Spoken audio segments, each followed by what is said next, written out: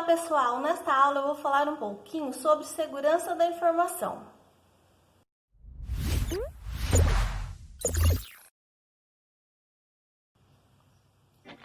Um dos requisitos não funcionais e um dos mais importantes de um sistema é exatamente relacionado à segurança da informação.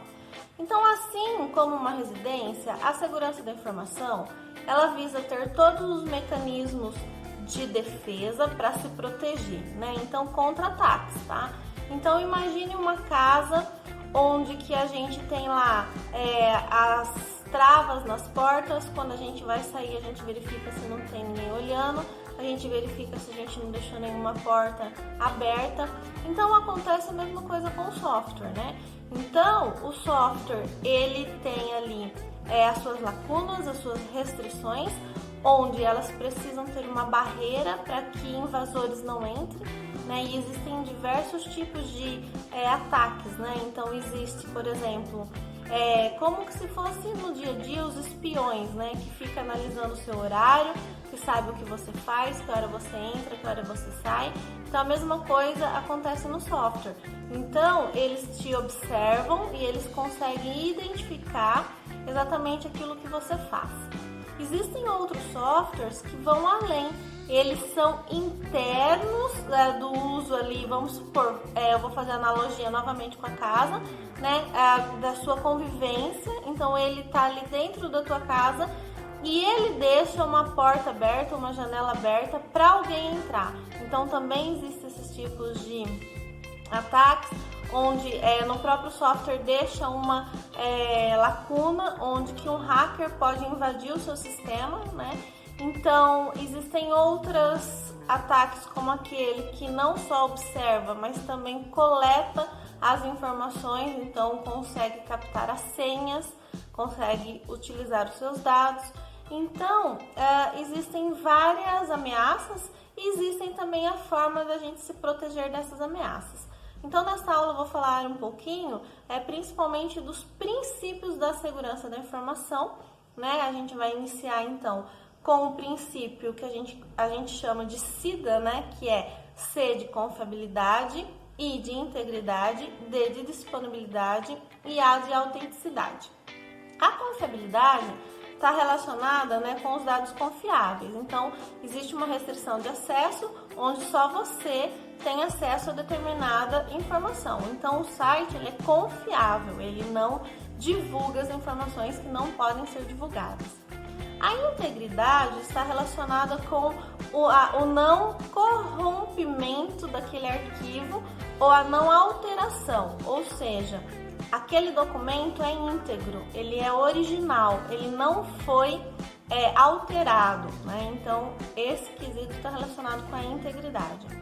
A disponibilidade envolve você ter informação disponível 24 horas, então você precisa de uma consulta, você precisa tomar uma decisão baseada naquela informação, então a informação está ali para você tirar essa dúvida, para você confirmar esse dado. E a autenticidade está relacionado em saber que é você mesmo, né? Então, uma senha, uma digital, né? Então, a biometria, né? Que é utilizada para digital, reconhecimento de voz, de íris, etc.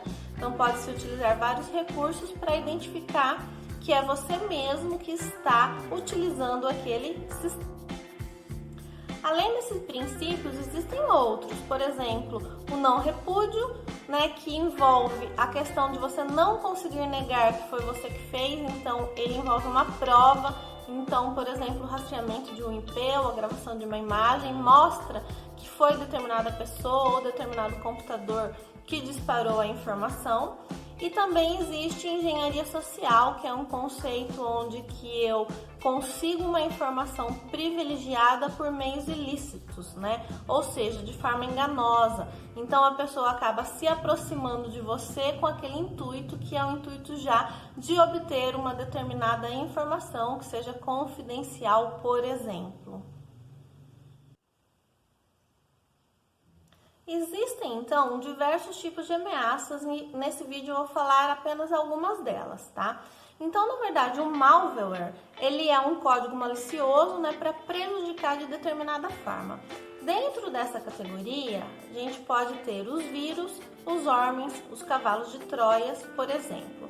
Então, todos eles têm o conceito de vírus no seguinte sentido de se replicar. Então, ele começa a se fazer cópia de si mesmo, né, até derrubar o servidor ou encher o seu computador, tá? E quais são algumas diferenças entre eles, né? O vírus, você instala ele como se fosse um software, você pensa que é um software, você executa e ele é um vírus. O worms, ele você não precisa nem clicar nele, ele é mais potente ainda, ele começa a se replicar automaticamente. E o cavalo de Troia, ele transforma o seu computador no zumbi, né?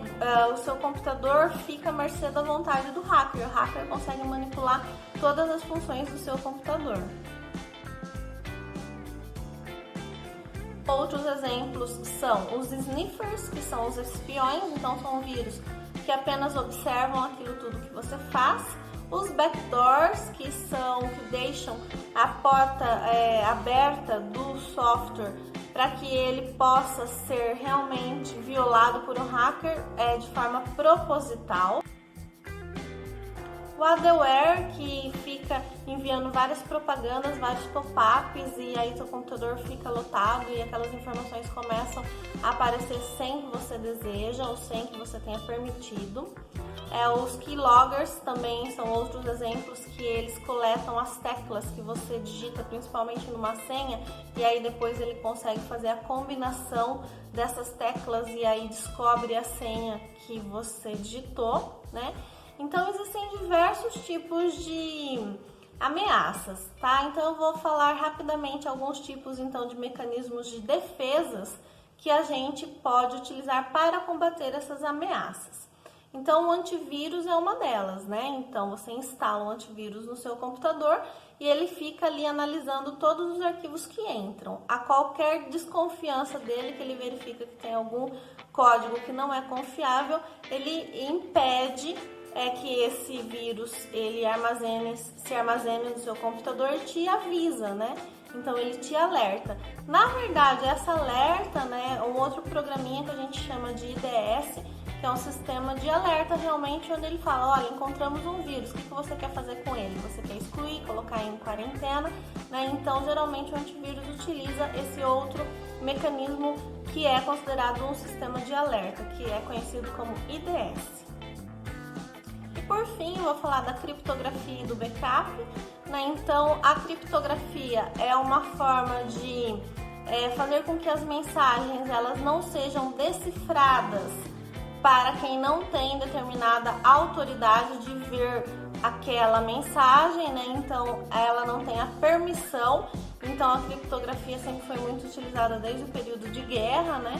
Então, aquela informação, ela é codificada e aí a pessoa que não tem autorização de ver aquela mensagem, ela não consegue ler, fica tudo com códigos, letras, como se fosse uma senha toda misturada, e aí ela não consegue se apropriar daquele conteúdo. Então, é uma forma de proteção também. Quando a gente vai enviar uma mensagem para alguém, só aquela pessoa realmente consegue ver aquela mensagem. E o backup são cópias, né? Então, caso aconteça alguma coisa com o meu computador, com os meus dados, e eu perca tudo, então eu tenho esses backups, eu tenho essas cópias. Então, também é uma forma de me proteger contra perdas e contra danos.